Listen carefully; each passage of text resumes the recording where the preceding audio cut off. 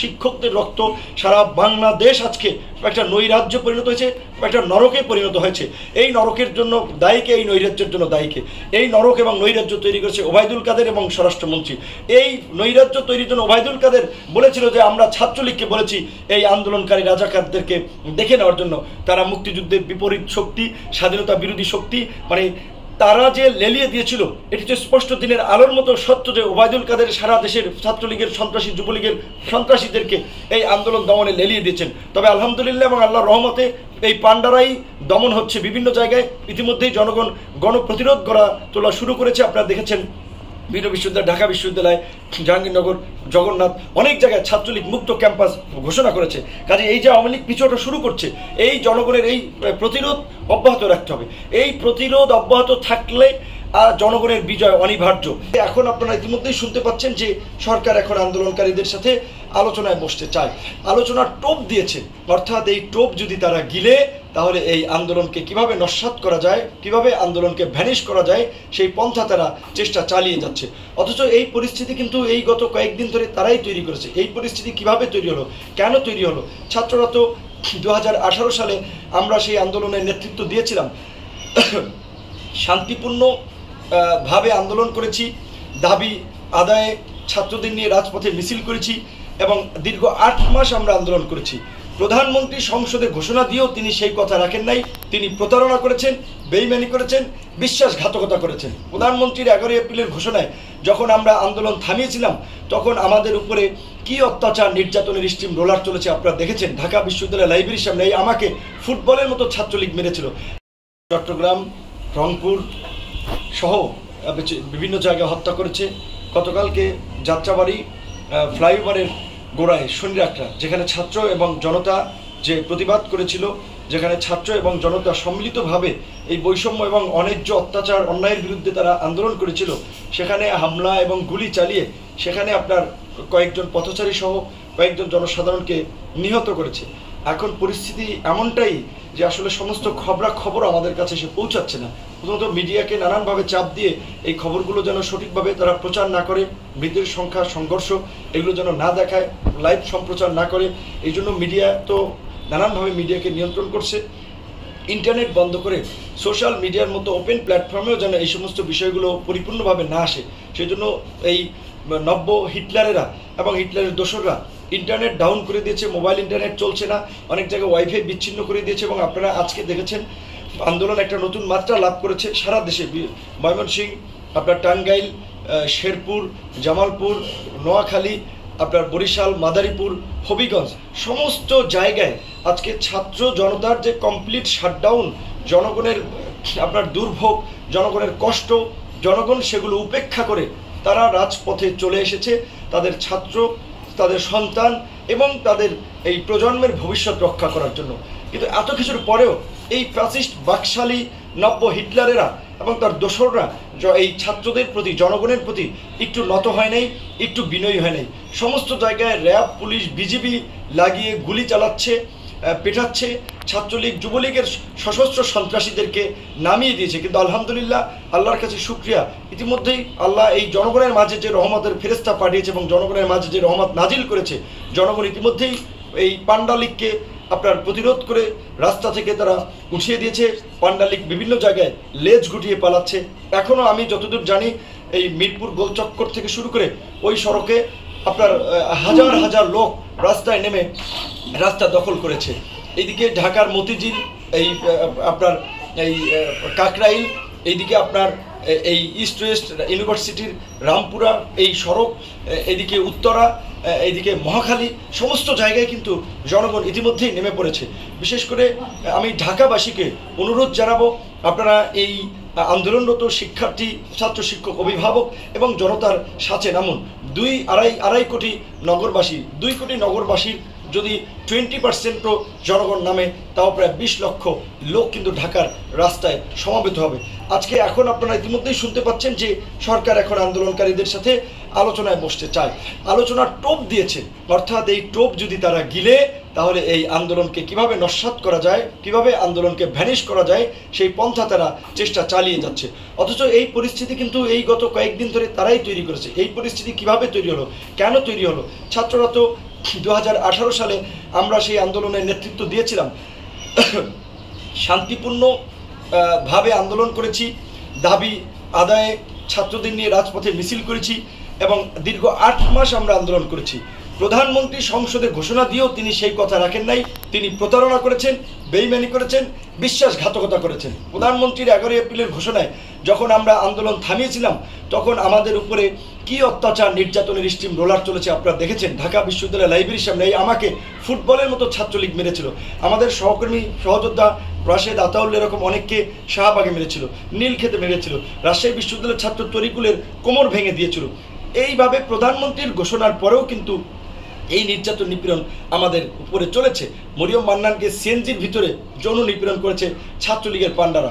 ঢাকা কেন্দ্রীয় শহীদ মিনারে লুৎফুন্না লুবনা সাফা অনেক নারীকে লাঞ্ছিত করেছে। আজকেও আমরা ইতিমধ্যেই যেটা দেখেছি যে এই শিক্ষার্থীদের এই শান্তিপূর্ণ আন্দোলন ও ক্যাম্পাসে ছাত্রলীগের এই পান্ডারা, যুবলীগের পান্ডারা নারীদেরকে শ্লীলতাহানি করেছে, লাঞ্ছিত করেছে এবং আপনার যে সমস্ত শিক্ষার্থীরা আহত হয়ে চিকিৎসা নিতে যাচ্ছিল সেখানে হাসপাতালের মধ্যেও তারা ঢুকে পিটিয়েছে। আজকে আপনারা ইসরায়েলের ঘটনা জানেন যে ইসরায়েলের হসপিটালে, ফিলিস্তিনের হসপিটালে ইসরায়েলি বর্বর বাহিনী হামলা চালাচ্ছে। ইসরায়েলের বর্বর বাহিনী নিরীহ ইসরায়েলিদেরকে ধুলোর সাথে, মাটির সাথে কামান, ট্যাঙ্ক, বন্দুক, বোমা মেরে মিশিয়ে দিচ্ছে।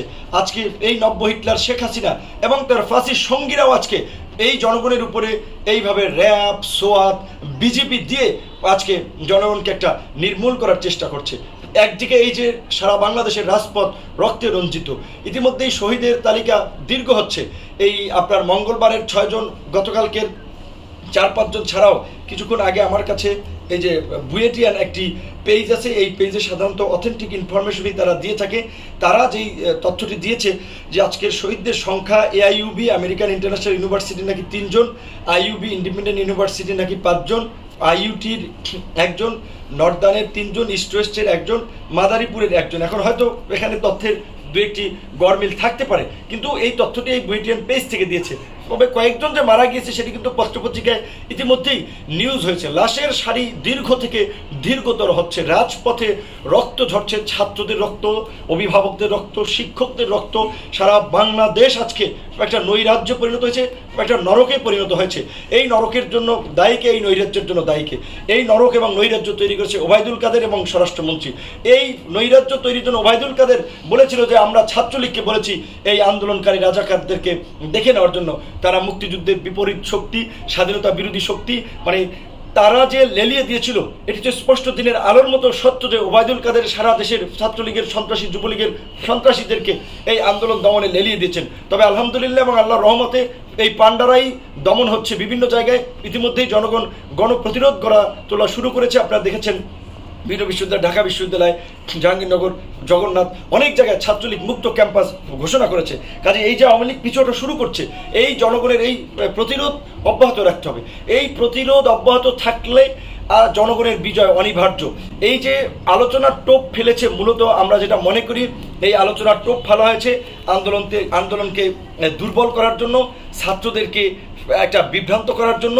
তারপরে দেখা যায় এই ছাত্ররা যদি কোনোভাবে আলোচনায় বসে, তারপরে তাদেরকে দিয়ে সময় নিবে, কালক্ষেপণ করে এই আন্দোলনে যারা অংশগ্রহণ করেছে, যারা নেতৃত্ব দিয়েছে তাদের উপরে নতুন করে ক্র্যাকডাউন হবে, তাদের পরিবার পরিজনের উপরে নতুন করে ক্র্যাকডাউন হবে এবং সারা দেশে অসংখ্য মামলা হবে।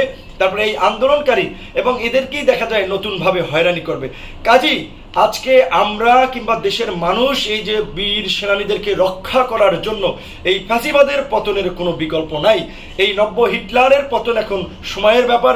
এই জনবিচ্ছিন্ন ঘাতক সরকার, খুনি সরকার, লুটেরা সরকার, ডাকাত সরকার, বিন্দেশি তাবেদার সরকার, যারা জনগণের ভোট ছাড়া এই বছরের পর বছর ধরে ক্ষমতা আছে, আপনারা জানেন আজকে এই 14 সালে, 18 সালে, এই 24 সালে কিভাবে তারা জোর জবরদস্তি করে ভারতের সহায়তায় এই দেশে ক্ষমতা আছে এবং অসংখ্য জনগণকে এই গত 16 বছরে গুলি করেছে, ক্রস ফায়ার দিয়েছে, মামলা দিয়েছে, জেলে নিয়েছে। তারা একটা পৈশাচিক উল্লাস করেছে, তারা একটা রাম রাজত্ব কায়েম করেছে।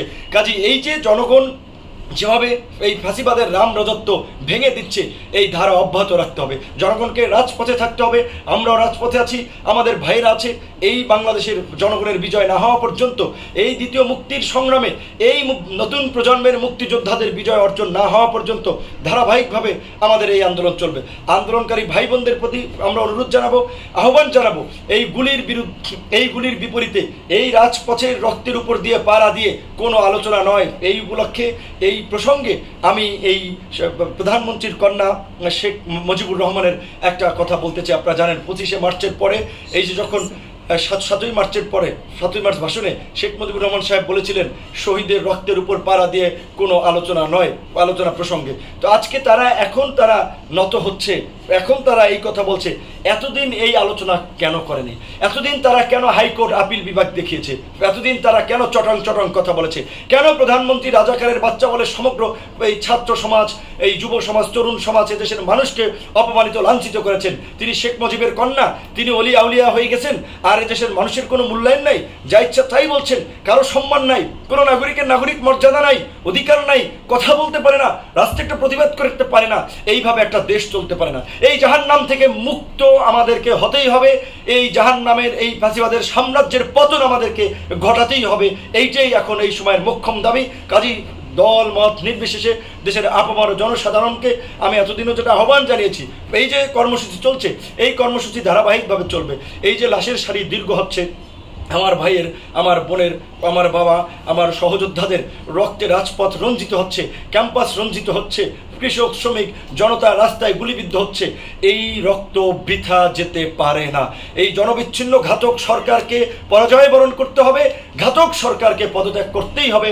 ঘাতক সরকারকে পদত্যাগ করে একটা জনগণের সরকার আমাদেরকে প্রতিষ্ঠিত করতে হবে, একটা গণতান্ত্রিক সরকার আমাদেরকে প্রতিষ্ঠিত করতে হবে, যেখানে আইনের শাসন থাকবে, মানবাধিকার থাকবে। অন্যথায় এই ঘটনাগুলোর পুনরাবৃত্তি হতেই থাকবে। এবং কোনোভাবে যদি এই আন্দোলন থেমে যায়, তখন যারা আন্দোলন করেছে, বিভিন্ন জায়গায় ভিডিও ফুটেজ আছে, এগুলো দেখে তাদের কি হয়রানি করবে, ঝামেলায় ফেলাবে। কাজেই আন্দোলনকারী শিক্ষার্থীদেরকে বলবো, আলোচনার টোপে আপনারা ফাঁদে পা দিবেন না। আলোচনার টোপের ফাঁদে আপনারা অটুট থাকুন। আপনারা এই মুহূর্তে এই জাতির কাণ্ডারির ভূমিকা অবতীর্ণ হয়েছেন, এই জাতির নতুন হিরোর ভূমিকা অবতীর্ণ হয়েছেন। ইতিহাস আপনাদেরকে মনে রাখবে। কাজেই সবসময় ইতিহাসে ভূমিকা রাখার, স্বাক্ষর রাখার নজির হয় না। আপনারা অটুট থেকে, ধীর থেকে, আগামীকালকেও কি কর্মসূচি দেওয়া যায়, পরের দিন কি কর্মসূচি দেওয়া যায়, ধারাবাহিকভাবে এই কর্মসূচি চালিয়ে যেতে হবে। এবং দেশের জনগণকে বলবো, ছাত্রদের মতো যেই কর্মসূচি দিচ্ছে, আমাদেরকে এই কর্মসূচি সফল করার জন্য সর্বাত্মক সহযোগিতা এবং সর্বাত্মক প্রতিরোধ রাজপথে গড়ে তুলতে হবে। স্কুলের শিক্ষার্থীরা, কলেজের শিক্ষার্থীরা, সকল পর্যায়ের শিক্ষার্থীরা, ইউনিভার্সিটির শিক্ষার্থীরা, সকলকে এই আন্দোলনে শরিক হতে হবে। আজকে ক্যাম্পাসগুলো আপনার বিরান মরুভূমিতে পরিণত হয়েছে। কেন ক্যাম্পাসগুলোতে গ্যাসের লাইন কেটে দেওয়া হচ্ছে, পানির লাইন কেটে দেওয়া হচ্ছে? কেন শিক্ষার্থীদেরকে আপনার ক্যাম্পাস থেকে জোর করে বের করে দেওয়া হলো? ক্যাম্পাস খুলে দিতে হবে। আর এই আলোচনায় বসার আগে আপনাদেরকে পরিবেশ তৈরি করতে হবে। সমস্ত ক্যাম্পাস, বিশ্ববিদ্যালয় খুলে দিতে হবে। এই যে ছাত্রলীগ এবং যুবলীগের পান্ডারা সাধারণ শিক্ষার্থীদের উপরে হামলা চালিয়ে, এই যে সারা দেশে রক্ত ঝরিয়ে পুলিশ প্রশাসন এই যে নরক তৈরি করেছে, এই নরকের তৈরির সাথে যারা জড়িত, স্বরাষ্ট্রমন্ত্রী তাকে পদত্যাগ করতে হবে, পুলিশ প্রধানকে পদত্যাগ করতে হবে, ছাত্রলীগ, যুবলীগের সন্ত্রাসীদেরকে গ্রেপ্তার করতে হবে। এই পরিবেশ তৈরি করে তারপরে আলোচনা। এর আগে কোনো আলোচনা নেই, এখন কোনো আলোচনা নাই। আগে এই পদক্ষেপগুলো নিতে হবে। এর জন্য প্রধানমন্ত্রীকে ক্ষমা চাইতে হবে, ওবায়দুল কাদেরকে ক্ষমা চাইতে হবে। তারা এই পরিস্থিতি উস্কে দিচ্ছেন। সর্বোপরি আগামীকালকে হয়তো এই যে আজকে সারা দেশে নতুন করে যে লাশের মিছিল দীর্ঘ হচ্ছে, এই শহীদদের স্মরণে শোক মিছিল, শোক পদযাত্রা কর্মসূচি আগামীতে ঘোষিত হবে। যেখানে আছেন এই কর্মসূচিগুলো পালন করবেন। এবং ছাত্রলীগ, যুবলীগ, আওয়ামী লীগের ভাই বোনদেরকে আমি বড় বিনয়ের সাথে বলবো, আওয়ামী লীগের পতন এখন সময়ের ব্যাপার। আওয়ামী লীগের অর্ধেক পতন হয়ে গেছে, আর একটু ঝাঁকি দিলে, ধাক্কা দিলে বাকি অর্ধেকটুকু পতন হয়ে যাবে এবং জনগণ আওয়ামী লীগের পতন ঘটাবে। কাজেই এখনো আপনাদেরকে অনুরোধ করবো, গুন্ডামি মাস্তানি না করে জনগণের কাছে হাত জোর করে ক্ষমা চান, জনগণের সাথে রাস্তায় আন্দোলনে থাকুন, জনগণের পাশে থাকুন, অন্যথায় এই জনগণ আপনাদেরকে ক্ষমা করবে না। ইতিমধ্যেই দেখেছেন গাছের সাথে বেঁধে রাখছে, ওই ক্যাম্পাস থেকে ধাওয়া দিয়ে বের করছে, ছাদ থেকে ফেলে দিচ্ছে। এই পরিস্থিতি, এই যে ঘৃণা, এই যে আওয়ামী লীগের প্রতি, ছাত্রলীগ, যুবলীগের প্রতি তাদের অত্যাচার, নির্যাতন, এই যে 16 বছরের অত্যাচার, নির্যাতন, গুন্ডামি, মাস্তানি, জনগণের পিঠ যখন দেয়ালে ঠেকে গেছে, জনগণ আজকে রেজিস্ট্যান্স গড়ে তুলেছে। এই আন্দোলন শুধু ছাত্রদের আন্দোলন বা ছাত্রদের দাবি দেওয়ার আন্দোলন নয়। এই আন্দোলন গত 16-17 বছরের বিক্ষুব্ধ জনতার আন্দোলন। এই আন্দোলন গত 16-17 বছরে অত্যাচারিত, নির্যাতিত জনগোষ্ঠীর আন্দোলন। এই আন্দোলন আজকে কোটা সংস্কার থেকে রাষ্ট্র সংস্কারের আন্দোলন। এই আন্দোলন আজকে গণতন্ত্র, ভোটাধিকার, নাগরিক মর্যাদা, দেশে আইনের শাসন প্রতিষ্ঠা করার আজকে আন্দোলন। কাজী এই আন্দোলনে আপনারা জনগণের বিরুদ্ধে দাঁড়াবেন না। পুলিশ প্রশাসন, সামরিক বাহিনী, বিচার বিভাগ, সবাইকে আমি এর আগে অনুরোধ জানিয়েছিলাম, এখনো আহ্বান জানাবো, আজকে আপনারা আলোচনা করুন, প্রয়োজনে প্রধানমন্ত্রীকে পদত্যাগ করতে বলুন, পদত্যাগ না করলে আপনারা তাকে বন্দী করুন। কারণ এই রকমের একজন এই প্রধানমন্ত্রী আপনার রাষ্ট্রের প্রধানমন্ত্রী হতে পারেন না। জনবিচ্ছিন্ন প্রধানমন্ত্রী, ভারতের পাপেট সরকার, এরকম ঘাতক সরকারের এরা প্রধানমন্ত্রী পদে থাকতে পারে না। তাই সামরিক বাহিনীকে আমি বলবো, আজকে দেশের এই পরিস্থিতিতে আপনাদেরকে ভূমিকা নিতে হবে। পুলিশ বাহিনীকে বলবো, নতুন করে চিন্তা করুন। আজকে এই সরকারের পদত্যাগের পরে আমরা বলছি না আগামীতে একটা রাজনৈতিক দলের হাতে ক্ষমতা দাও বা একটা রাজনৈতিক দলকে ক্ষমতা আসুক, প্রয়োজনে একটা অন্তর্বর্তী সরকার হবে, সেই সরকার এই দেশের রাষ্ট্র কাঠামো ঠিক করবে, এই নৈরাজ্য থেকে উত্তরণের জন্য কাজ করবে, তার পরবর্তীতে নির্বাচন হবে। কিন্তু এই ফাঁসির শক্তিকে এই পরাজিত করার, ফাঁসির শক্তিকে ক্ষমতাচ্যুত করার এটাই উপযুক্ত সময়। এছাড়া এই দেশের মানুষের মুক্তি নাই, আন্দোলনকারীদের মুক্তি নাই, জনতার মুক্তি নাই। তাই দেশের জনগণকে এই আন্দোলনকে অব্যাহতভাবে সমর্থন করার, সহযোগিতা করার এবং আগামী পরবর্তী কর্মসূচিগুলো ধারাবাহিকভাবে চালিয়ে যাওয়ার আহ্বান জানাবো। এবং ইতিমধ্যেই যেখানে আন্দোলন চলছে, আমি বলেছি ঢাকার মিরপুরে হাজার হাজার জনতা নেমে এসেছে, মতিঝিলে হাজার হাজার জনতা নেমে এসেছে, যাত্রাবাড়িতে হাজার হাজার জনতা নেমে এসেছে, উত্তরা, আপনার মহাখালী, এই রামপুরা, এই বাড্ডা, এদিকে হাজার হাজার জনতা রাজপথে নেমে এসেছে। যেহেতু এই ফাঁসির সরকার আপনার ইন্টারনেট বন্ধ করে দিয়েছে, কাজে ঢাকা শহরের যে যেখানে আছেন ওয়াইফাইগুলো সব পাসওয়ার্ড খুলে দেন, ওয়াইফাইগুলো উন্মুক্ত করে দেন এবং আন্দোলনকারী ভাই বোনদেরকে কীভাবে পানি, খাবার, যারা আহত হয়েছে তাদের চিকিৎসা করানো, বাসায় রাখানো, সহযোগিতা করা যায়, সেইভাবে আপনারা সহযোগিতা করুন। এবং ঢাকার মানুষকে বলবো, আপনাদের বিবেককে জাগ্রত করুন, আপনারা রাজপথে নামুন, দেশ বাঁচান, মানুষ বাঁচান, আন্দোলনকে বিজয়ী করুন।